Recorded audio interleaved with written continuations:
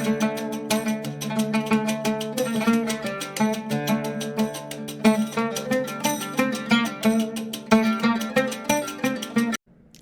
friends, it's Brains for Days here on YouTube, and welcome back to another YouTube video I have for you.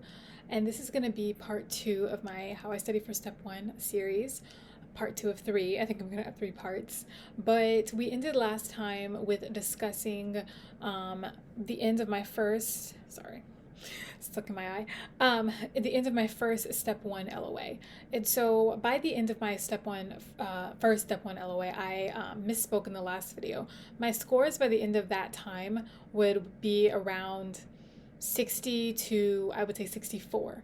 I think I was averaging 64, but during that time I had reached a 70 on one of my diagnostics. So I actually got like a 70, let me think. I think it was like a 72 or 73, or could have been a 75. It was in the 70s range that I got on a free 120. And so that combined with Form 28, NBME Form 28, gave me the go-ahead to get my Step 1 permit. So for my school, to get the permit, you had to get a 65 or higher on your diagnostic. So the comp score for me, even though that was passing to get off the island, didn't quite work for the permit. And so for the permit, you needed a 65 or higher. And so I had to use Form 28, which I got 65% on the dot on. And then also I used a free 120, which I believe I got like a 75 or 74 or something on. And so that was the free 120 from 2021, if I'm not mistaken. And so those were my 2 diagnostic scores that I used to get the permit for a Step 1, essentially. Okay, so like by the time I got my Step 1 permit though, it was the end of the Step 1 LOA, the first 4 months. So it was like April or something. It was like right after Easter, or it was like beginning of May. That's when I finally got my permit. So because I got my permit at the last second, I wouldn't be able to like take step in time and whatnot because they didn't have a lot of dates for May. They only had like 1 date, and I felt like that was rushed. And so I just went ahead and did like a shorter Step 1 extension. They call it a Step 1 LOA extension. And so that's what I chose to do. So it was like a second LOA. But this one was going to be shorter because I only needed like maybe a month or so more to actually prepare and just get in the right zone and right stamina to take my test.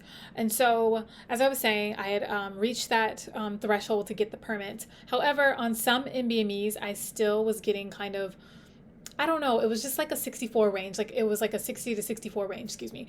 And like my average on all these diagnoses was like 64. And I was like trying so hard to like get another 65 again on another form, not just like one Form 28. I kept getting higher than 70 on free 120s, which was good. Except like the last free 120 kind of scared me because like on free 120, I think it was 2024 or not 2024. It would have been 2022. I got like a 61, which is like low pass, and I was like so scared. But, you know, I just kept practicing and practicing and practicing and doing forms, like Form 26 I did again and ended up getting like a 68 or something like that. And like I think I did Form 25 again, I got like a 68 or something, and I just kept redoing things and trying to see, have I learned this concept? Have I really grasped this concept? And things like that. And that's kind of the back and forth it took for my NBME exams. But I would say overall, I did not consistently get 65 or higher on NBMEs. It was in a range. It was always in a range of 60 to 68. That was it. So on my NBME, every NBME form, I got in the range between 60 and 68, with my highest being a 68 on an NBME form. Now for the free 120s, I scored low at first because I was trying to get in the groove of how to answer questions on the free 120 because it's slightly different than the NBME in terms of format and just how the questions are phrased. But eventually I got the hang of free 120s, and those are like the only tests where I would get like 70 or higher on. But also I do want to talk about another QBank that I use to prep for Step 1 besides UWorld. So by the end of May or middle of May, I would say, I finished UWorld. So I finished the entire UWorld QBank, and I wasn't going to do a second pass or anything like that. I just finished the entire UWorld QBank, you know, and then I was like, I need to do more questions. And so some of my friends were recommending actually the Blueprint QBank. And so Blueprint actually has a bundle. This is not sponsored, but I'm just telling you what I used. Blueprint actually has a bundle, and it's at $99, I think, for just 3 months of a Step 1 prep. And it comes with a 500 question QBank, and it also comes with 2 full full length step 1 diagnostic. So this is all 7 blocks. 2 of those you get, and you get 500 question Q bank. So I did all of that basically. I did the whole 500 question Q bank, and I did the 2 7 block diagnostics before I took my step 1 exam. And I felt like Blueprint was extremely beneficial for me in my step 1 prep, because the stems are similar to the step 1 stems, I would say. And then also, I think that Blueprint's questions are a bit harder sometimes. And so it really preps you for answering harder questions on a longer stem. And then also can build your stamina by having those 2 full-length diagnostics, so 7 block diagnostics you can take. And you see the score after each block, which is obviously not how the real test is, but I think that was still kind of beneficial because it kind of just builds. For me, it built my stamina. I think just going through the 7 blocks, going through like the whole test, really trying to simulate a real exam with all the breaks and the snacks and bathroom breaks and everything you have to take during the exam. I felt like the Blueprint full-length diagnostics were extremely beneficial for me. And as far as their Q bank, the 500 questions, I still did the same strategy. I would do 80 questions a day, like before I took the other diagnostics. I would do 80 questions a day. And I would always put my incorrects in Anki, or if I got a question correct and they had like a cute little chart that I really liked, I would put that in Anki too. And I would use that image occlusion tool and sort of like block out certain things if I was trying to learn something about med micro or especially farm, just kind of rote memorization things that you needed to know first step. I would do that a lot with the Blueprint Q bank as well. And I felt like that was extremely beneficial. And so I did that Q bank and the 2 diagnostics in addition to doing Anki still every day, 200 to 300 cards a day. And I did this for about a month. So like May and June basically. And then I took my test near the end of June. So I would say June 23rd. June 23rd is the day I took my test. And I'm going to get into everything about my test in the next segment of the video. All right, so let's talk a little bit about the days leading up to my test and the test itself, and kind of how I was practicing with the full-length diagnostics of when I wanted to take breaks and what I ate during my exam. Okay, so I guess let's just talk about first when I wanted to take breaks. So for me personally, as I was practicing the Blueprint 7 block diagnostics, not so much the first one because I was having internet issues, I think, with the first one, but with the second one, I really simulated the exam fully the way you would do it in the testing center. And so I took my breaks probably after every 2 blocks. So after block 1 and block 2, then I would take a break. And that break consisted of either going to the restroom or going to get a snack, something like that. Then I would go back in block 3. After I did block 3 and then did block 4, then I would take another break. And then again, either going to the bathroom, drinking water, stretching, getting a snack, etc., etc. And then after blocks, 5 and 6, after block 5 and 6, I took another break before I did block 7. And so basically, this is exactly how I did it during the test. Block 1 and 2, break. And then block 3 and 4, another break. And then block 5 and 6, last break. And then I did block 7, boom, I was done. Okay. And then it felt like my little 8 to 4 day went by so fast. I know some people take step like later in the day, but I scheduled an 8 a.m. exam. I did not want to take it later in the day. So 8 a.m. and then I ended exactly at 3:59, like exactly at 4 p.m. And so that's kind of how long the test is, 8 hours long. And it's a booger bear, but bro, sis, you got this, I promise. So basically, for my snacks, I wanted something with, I actually Googled like what's something that has like a lot of protein in it, what's something that is going to fuel me and not make me feel tired after things and whatnot. And so for snacks, what I took was I had 2 boiled eggs, so hard boiled eggs, and then also I had what else did I have, if I remember properly? I had a bag of potato chips, I think, but these were like kettle chips, I think, if I'm not mistaken. I think I brought the kettle chips, if I'm not mistaken, but I know I brought 2 boiled eggs. And I also brought some grapes. These were the green grapes. And then I also brought, I know I ate something else. Oh yeah, I ate crackers. I brought crackers and hummus. That's what I brought with me. And so those were my snacks during the break. So after each break, after each 2 blocks, I ate a different snack. So like I ate 1 egg and like some grape after 1 block, after 2 blocks. And then I ate like another egg and like some hummus and crackers after another block, et cetera, et cetera. And so basically those were my snacks for the exam.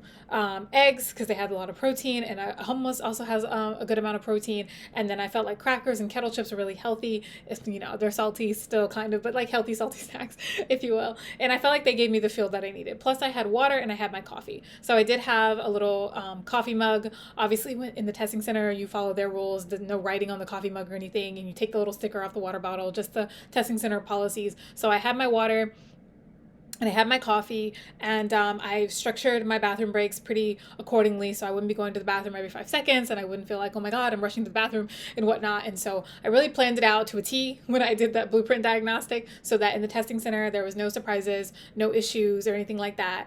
And then for reference, I also wore something extremely comfortable to the testing center. If I were you, I would wear something extremely comfortable. So I wore just some sweats that were just very, very comfortable. Not too tight, not too loose. Something that is just easy to sit down and study in as I would take a test. And so that's what I wore in the testing center. I wore a sweater because it's cold in the testing center. And so wear comfortable clothing in the testing center. Number one, they check pockets, and so you don't want to have like 20 million pockets. And number two, you just want to wear something that's extremely comfortable because you're going to be sitting for 8 hours and whatnot. Even though you're getting up for breaks and whatnot, you're still going to be sitting for like a long period of time. And so you want to wear something very comfortable. And so that was my comfy clothes that I wore on the day of and whatnot. And those are my snacks for the exam. Again, drinks were just water and coffee. That's it. And no flavored waters, nothing like that. Just a water bottle, and just had my coffee. I know some people, they told me that they can't eat anything during the exam, and some people, they got up after each block and whatnot. They had different strategies, but this is just my strategy that I used. And so another thing, the day of the test, so everything, like I said, everything I did during that diagnostic, that blueprint diagnostic number 2, is exactly how I did during the real thing, with the breaks and the snacks and everything like that. And so another thing that I did, I took a practice test in the testing center before I took my real exam. So as you know, the practice test that they give you in the testing center is the same as the free 120, the current free 120, the one from 2024, I believe. So it's the exact same test and whatnot. I had seen some of the questions before because some of the questions were repeated from the form free 120 2022. And so it wasn't like extremely difficult, but overall it's not about like difficulty or question wise. It's just to get a feel of the testing center. So I think it costs like $70 or $75. But if you can save up your money to schedule and take a practice test in the testing center, I think that is extremely beneficial, because not only do you get to just get the feel of the testing center environment, but you get the feel of your emotions that come up and how well is your stamina, and then is there anything I need to work on? Do I feel prepared and whatnot? Do I freeze under pressure, or like how's the temperature in the testing center? Like you get all these factors that you can like decipher what you need to do before you schedule and take your real exam. And so I would highly recommend that for anybody. I took that a week prior to my test. So Wednesday I took the practice test, and then on the following Monday I took the real exam. And like I said, my real exam was June 23rd, 2025. And the day of the exam, so let's talk about that. So the day of the exam, you already know I did exactly how I practiced the blueprint diagnostic. But you might ask about the car ride up to the exam. What did I do the day of? How did I really get in this mindset on the day of my test? And so let's just discuss a little bit about mindset and discipline and motivation. And I talk about this in my last video as I was talking about how I prepared for comp. And so I just want to talk a little bit about that in this video. So for starters, I didn't wake up at my traditional 4 a.m. because I did want to get as much sleep as possible. So on the morning of the test, I woke up around 4:30, 4:45 a.m. in the morning. And I took it very, very slow. I opened my Glorify app. That's another app that I love that I wanted to mention here. Again, not sponsored, but I love the Glorify app, morning quotes and scripture and meditation. And so I do that every single morning. I still do that every single morning. And so on the test morning, I did that. I used the Glorify app for my on the morning of my test, and did the little schedule that they had for the day, read the verse of the day, said my morning prayers, and really just kind of got down on my knees, prostrated, and just like, Lord, this is your will. Whatever your will is, that's what I want. It's not my will, but yours. And I said that the day of the test. And then after that, I got into my exercise. I did some stretching, did a little bit of Pilates movements just to move my body and get in the groove. I don't want to be stiff while I'm in the testing center and whatnot. And then after I did my exercise, as usual, per my normal routine, I went downstairs, made some breakfast. I think for breakfast, I just ate what I normally eat, which is like oatmeal and turkey bacon with granola. And then I also sometimes eat the little potato, like tater tot things. I ate a few of those. And of course, I drank my coffee and I watched one of my favorite favorite shows, which is like an old show, Royal Pains. I don't know if you guys know it, but it's a really good show for all you medical geeks out there. You know, it's a really good show. It has a lot of great med micro like cases in it. It's an older show. Used to come on, I think, the USA channel, but it's my favorite show. And so I just literally, the day of the exam, as I was eating my breakfast, I just watched snippets of my little show, you know, and stuff like that. It's a really good show, and kind of calmed me down, got me just in a calm mode, and just like, this is just like any other day, basically. So I finished my breakfast, and then I packed up my snacks for the test and everything, and I made sure my coffee was ready and my water was ready and my lunchbox was ready and everything, and that I was able to fit in the locker and all this, all the things, you know, all the little details. And then of course went back upstairs, got dressed, got ready, and then headed to the testing center. Now, my parents actually drove me to the testing center. My dad specifically drove me that day. And it was just a calm car ride to the testing center before the test. I think we got there around 7:20, 7:30. So that was plenty of time for me to like just get all my stuff together, get my IDs together and everything like that. But during the car ride over, I played my worship playlist. And I just want to discuss a little bit about some of my favorite songs that really got me in the mindset. The day of the test. I am a Christian woman and I value my faith. And whatever faith you are, whatever sort of worship music or anything, prayers you have to get into the zone, I would recommend you do that the day of your step 1 exam. I would recommend you do it like double time. I heard that from one of my mentors / professors on the island. They told me like, whatever you're doing, like that really helps you get into your whole wellness space and really helps you get disciplined. You do it double time before your exams. You should be doing it double timed anyway, really, but like they were like really honing in on before before your exams, like do it even like triple time, you know. And so like whatever faith you are, I would recommend just getting into whatever zone you can get into, your prayers, your worship, whatever you can get into, do it. Do that the day of your exam. And so I had my worship playlist, my Christian playlist the day of my exam, and I loved it. I played the CeCe Winans song, That's My King. I love that song. If you guys ever seen the movie The Forge, you know, they play at the end. I'm like, cool, cool, cool. You know, that's like the best song. And then I also played some of my Syriac hymns that I like to listen to. And some of those are from the Orthodox tradition or the Syriac Orthodox tradition. I really love listening to those. I also listened to a little bit of, I think her name is Ariel Fitzpatrick.